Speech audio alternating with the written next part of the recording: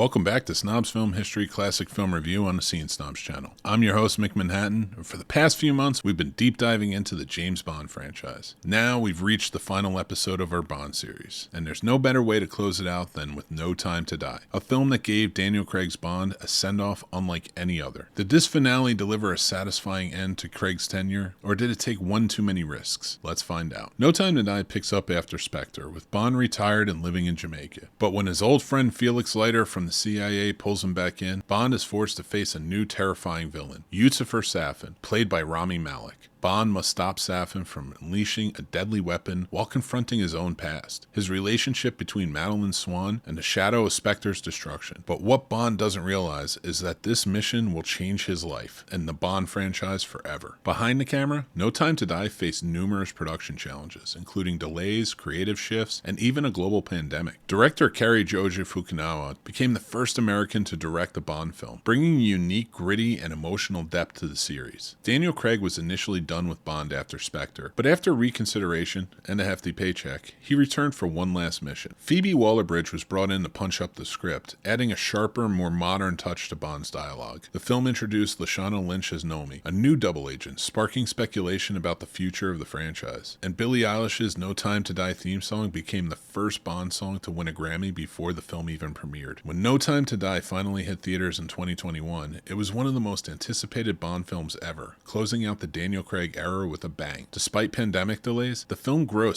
$774 million worldwide, making it one of the biggest hits of 2021. Reviews praised the film's action, emotional depth, and Craig's performance, but some fans felt the pacing and Safin's villainy were underdeveloped. No Time to Die earned multiple nominations and won an Academy Award for Best Original Song, marking a first for the franchise. No Time to Die didn't just end Daniel Craig's Bond, it redefined what a Bond film could be. Here's a bit of a spoiler alert, but it was the first time that James Bond ever died on screen. A controversial yet bold storytelling decision. The film set up a major question. Who will be the next Bond? With Craig's era closed, the future of the franchise remains a mystery. While divisive among some fans, No Time to Die stands as a daring, emotionally driven Bond film that gives Craig a heroic send-off he deserves. And that's it, the final chapter in our James Bond series on the Scene Snob Channel's Snobs Film History Classic Film Reviews. What did you think of No Time to Die? Was Bond's ending a perfect send-off, or too much of a departure from the classic formula? Drop your thoughts in the comments below. And thank you so much for joining me on this journey through Bond. And don't forget to like, comment, and subscribe to the channel for more classic film retrospectives and cinema history breakdowns. And if you want more exclusive content and giveaways, join our Patreon. We love movies and we know you do too, so join the Snob Nation. And until next time, I'm Mick